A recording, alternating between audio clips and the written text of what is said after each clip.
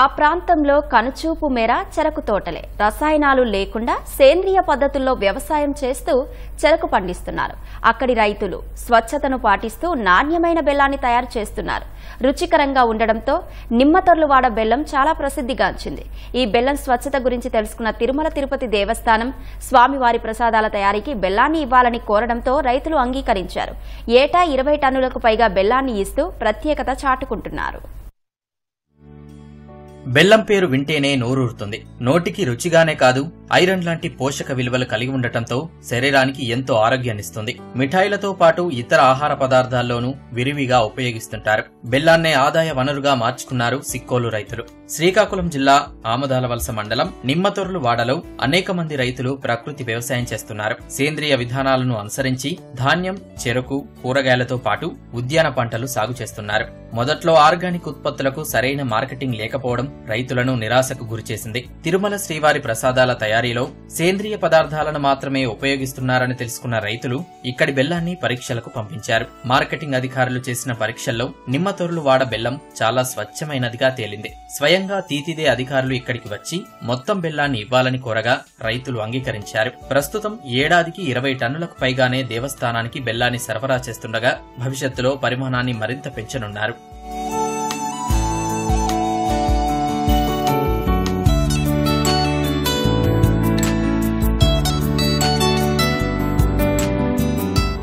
Organic బెల్లం తయారు చేయడం చాలా శ్రమతో కూడుకున్న పని. ముందుగా చెరకు గడలను తీసుకొచ్చి క్రషర్లో వేస్తారు. దాని నుంచి వచ్చిన మొలాసిస్ ను ఓ కంటైనర్లో నింపి పిప్పి ఇతర పదార్థాలను ఏరివేస్తారు. శుభ్రమైన చెరకు రసాన్ని బాయిలర్లో వేసి వేడి చేస్తారు. దీన్ని కలుపుతూ ఉంటే చిక్కగా బెల్లం ద్రావణం ఏర్పడుతుంది.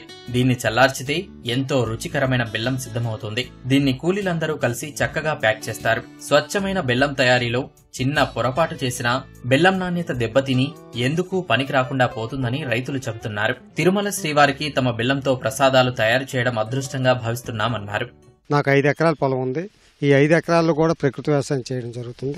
అయితే ఇక్కడ 3 గ్రూపులు ఎల్జీ గ్రూపులను తయారు చేయడం జరిగింది. మొత్తం కలిపి 33 రైతులు ఉన్నారు. మేము సేంద్రీయ వ్యవసాయం చేసి బెల్లం తయారు చేసి ఈ బెల్లాన్ని ఈ సంవత్సరం గత సంవత్సరం కొద్దిగా పంపించాము. ఈ సంవత్సరం ఒక 20 టన్నుల బెల్లం వరకు తిరుపతి దేవస్థానానికి పంపించడం అనేది నిజంగా మాకు ఒక అదృష్టం. ఈ గ్రామానికి ఒక అదృష్టం. మీ గ్రామాల నుంచి ప్రకృతి వ్యవసాయం చేసిన బెల్లం 100 టన్నులు మాకు కావాలి, 100 టన్నులు మీరు ఇవ్వగలరా అని అడిగారు. మేము 100 టన్నులు ఇవ్వడానికి జడిసి 40 టన్నులు ఇస్తామన్నాం. కానీ ఆ 40 టన్నులు కూడా మేము ఇవ్వలేకపోయాము.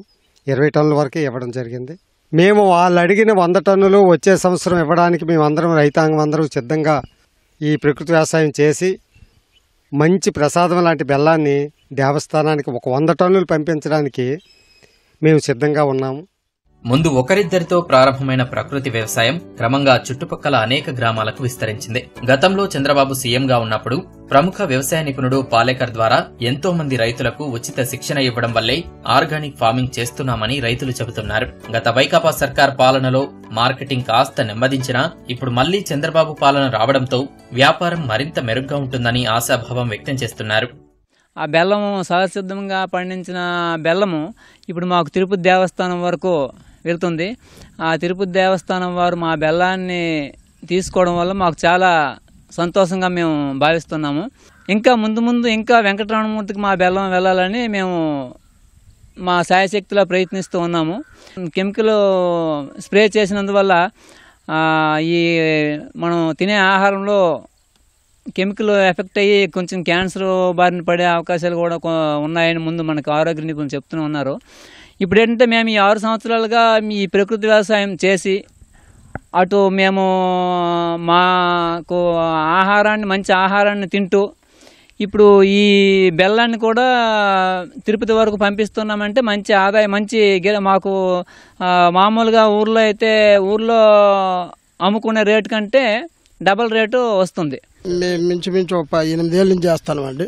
బాగానే ఉందండి. తిరుపతి దేవస్థానానికి ఇది 3-4 వెళ్ళమండి. మా ఏరియా నుంచి ఇంకా కావాలని కోరుకుంటున్నామండి. ప్రకృతి వ్యవసాయం ఎందుకంటే బెల్లం కూడా మంచిగా వస్తుంది. కెమికల్ వేస్తే ఇరుగుతుంది అనమాట. కెమికల్ వేయకుండా పండిస్తామండి. ఇది మంచి బెల్లం అండి. ఇది 90 రూపాయల నుంచి 85 రూపాయల వరకు ఉందండి కిలో. ఎందుకంటే ఏమీ లేకుండా కాబట్టి పండిస్తున్నాం కాబట్టి. కెమికల్ వేస్తే ఎక్కువ తక్కువ రేటు క్యాన్సర్ వచ్చే అన్ని క్యాన్సరే కాదు ఏది వచ్చే అవకాశాలు కూడా 99 కాదు 100% ఉందండి. దీనివల్ల అందరికీ ఉపాధి కూడా దొరుకుతుందండి. ప్రస్తుతం ఇక్కడ పండించే బెల్లానికి మార్కెట్లో చాలా డిమాండ్ ఉంది. నిమ్మతొర్లువాడ బెల్లాన్ని తిరుమల ప్రసాదాల్లోనే కాకుండా ఆత్రేయపురం పూతరేకులు, కాకినాడ కాజా తయారీలో కూడా వాడుతున్నారు. రైతులే స్వయంగా ధర నిర్ణయించుకుని అమ్ముకోవడంతో స్వయం ఉపాధితో పాటు ఆదాయం దండిగానే ఉంటుంది. ఒక బెల్లం తయారీనే కాదు, అన్ని రకాల ఆహార వాణిజ్య పంటలు కూడా సేంద్రియ పద్ధతిలో పండిస్తూ ప్రకృతి పరిరక్షణకు, ప్రజారోగ్యానికి తోడ్పడుతున్నారు ఇక్కడి రైతులు. తిరుమల శ్రీవారి ప్రసాదంలో తాము పండించిన నాణ్యమైన బెల్లాన్ని ఉపయోగిస్తున్నందుకు రైతులందరూ కూడా ఆనందం వ్యక్తం చేస్తున్నారు. సేంద్రీయ పద్ధతిలో చెరుకు పండించడంతో పాటు నాణ్యమైన బెల్లాన్ని అందించడం ద్వారా ఆరోగ్యంతో పాటు ఆర్థికంగా అభివృద్ధి చెందొచ్చంటూ రైతులు చెబుతున్నారు.